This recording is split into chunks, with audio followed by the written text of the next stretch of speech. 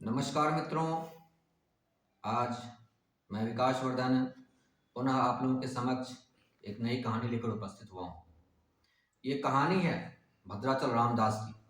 भद्राचल रामदास, इनका नाम तो बाद में पड़ा, लेकिन बचपन में इनका नाम बोपन्ना था और इनके परिवार में भक्ति की परंपरा थी। सारे लोग भगवान का भजन गाते थे। परिवार में थोड़ी निर्धनता जरूर थी, लेकिन जीवन का स्तर, चेतना का स्तर बहुत ऊंचा था। एक बार इनके भाई अकन्ना, जो कि एक राजा के यहाँ मंत्री थे, वो आए और इनसे कहा कि तुम क्या पूरे जीवन गाते बजाते ही रहोगे या कुछ काम भी करोगे।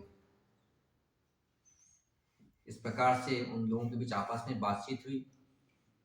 फिर उनके भाई अकन्ना ने राजा से सिफारिश की। गोलकुंडा के राजा थे, उनसे सिफारिश की कि इन्हें किसी काम पे रख लिया जाए। बोपन्ना उनके पास पहुंचे। बोपन्ना उनके पास पहुंचे, उनसे पूछा गया, क्या तुम कर वसूली का काम कर सकोगे? उन्होंने कहा कि जी हजूर, मैं कर लूंगा। फिर बोपन्ना को एक तहसीलदार बनाया गया। एक तहसील उन्हें दे दी गई कि जाओ यहां से तुम कर वसूलना। अब क्या था कि बोपन्ना की राम भक्ति और राजभक्ति दोनों एक साथ चल रही थी। अब्दुल हसन तानाशाह की राजभक्ति और राम भक्ति तो राम की चल रही थी। एक बार की बात है, भद्राचल नाम का एक जगह थी वहां गोलकुंडा के पास, जहां पर कि एक भगवान श्री राम की एक मंदिर थी, जो मंदिर की जीर्ण अवस्था में थी, टूट फूट रही थी। तो रामदास ने कहा कि इस मंदिर का क्यों ना जीर्णोद्धार किया जाए। किसानों से बातचीत की, चंदा इकट्ठा किया गया और मंदिर के जीर्णोद्धार के लिए कुछ लोगों ने श्रमदान दिया, कुछ लोगों ने धन दान दिया। सब लोगों ने मिलकर के मंदिर के जीर्णोद्धार के काम में अपना अपना योगदान दिया। दूसरे दूसरे जगह से शिल्पकार आए, सब ने मिलकर के काम किया। लेकिन मंदिर में जो लागत जब आने लगी तो जितना चंदा इकट्ठा हुआ था उससे आधा काम भी ना हुआ और उनका सारा पैसा, चंदा से इकट्ठा किया हुआ सारा पैसा खत्म हो गया। फिर गांव के किसान बोपन्ना के पास आए। उन्होंने कहा कि जितना भी धन हम लोगों ने इकट्ठा किया था वह सब तो खत्म हो गया, शिल्पकार वापस जा रहे हैं, भगवान श्री राम के मंदिर के जीर्णोद्धार का कार्य अधूरा रह जाएगा। सो अगर आप इसमें थोड़ी मदद करें तो भगवान श्री राम का यह कार्य पूरा हो सकता है। अगर आपके पास जो कर वसूली की राशि है उसमें से अगर हमें कुछ ऋण दे दे तो यह मंदिर का कार्य पूरा हो जाएगा। तब इस पर बोपन्ना ने कहा, नहीं, यह कर वसूली का धन है, यह मैं नहीं दे सकता। लेकिन फिर भी किसानों ने जिद करी कि नहीं नहीं, आप दीजिए, अगले ही वर्ष हमारी फसल होगी तो हम पुनः वापस लौटा देंगे और राजा को पता भी ना चल सकेगा।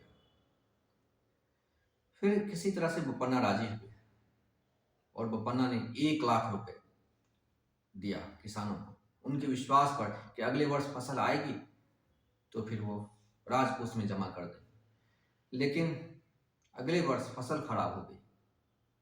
किसान बहुत शर्मिंदा थे। उन्होंने कहा, बोपन्ना, हम बहुत शर्मिंदा हैं कि हम यह धनराशि वापस नहीं लौटा पा रहे हैं क्योंकि हमारी फसल खराब हो गई। बोपन्ना ने कहा कि इसमें आपका कोई दोष नहीं, प्रकृति के कारण फसल खराब हुई है, आपकी नियति तो अच्छी थी कि आप वापस देने वाले थे।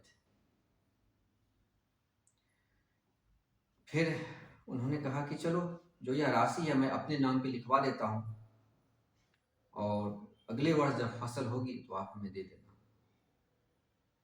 तानाशाह को इस बात का पता चला कि कर की राशि को बोपन्ना ने मंदिर के निर्माण में दे दिया। तानाशाह बहुत गुस्सा हुआ और अपने सिपाहियों को भेजा। बोपन्ना को गिरफ्तार करके लाया गया राज दरबार में और कहा कि तुम्हारी ये हिम्मत कैसे हुई कि कर की राशि को तुमने मंदिर के जीर्णोद्धार में खर्च कर दिया। बोपन्ना ने कहा, महाराज, मेरा इरादा नेक था और फसल खराब हो गई, वरना किसान तो पैसे वापस कर देते और राजकोष का कोई भी घाटा नहीं हो पाता। तो महाराज ने कहा कि अगर ये वापस नहीं होता तो, अगर आगे भी ये वापस नहीं कर पाए तो बोपन्ना ने कहा जो सजा चोर की वो सजा मेरी। फिर तानाशाह ने बोपन्ना को जेल में डाल दिया और कहा कि जब तक 1 लाख रुपए सूद समेत मुझे वापस नहीं मिल जाता तब तक तुम जेल में ही रहोगे। इस प्रकार से बोपन्ना जेल में 12 वर्ष भगवान राम का भजन गाते रहे और वहीं 12 वर्ष जेल में अकेला बिताया। 12 वर्ष के बाद अब्दुल हसन तानाशाह के पास 2 युवक आए, 2 सुंदर युवक, और उन्होंने कहा कि हम अयोध्या से आए हैं, मेरा नाम राम है और इनका नाम लक्ष्मण है, और बोपन्ना जो कि तुम्हारे हिरासत में है, आपकी हिरासत में है, उसे छुड़ाने के लिए मैं आया हूँ। तो अब्दुल हसन तानाशाह ने कहा तुम्हें पता है कि कितनी राशि है? तो तभी जिस लड़के का नाम लक्ष्मण था उन्होंने एक धनराशि दी और कहा कि मुझे पता है, आप इसे गिन लें।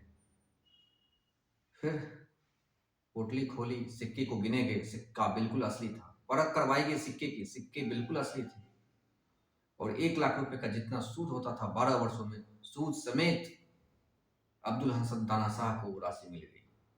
अब्दुल हसन तानाशाह कारागार पहुंचे और बोपन्ना को कहा बोपन्ना तुम बड़े सौभाग्यशाली हो, तुम सचमुच भद्राचल रामदास हो।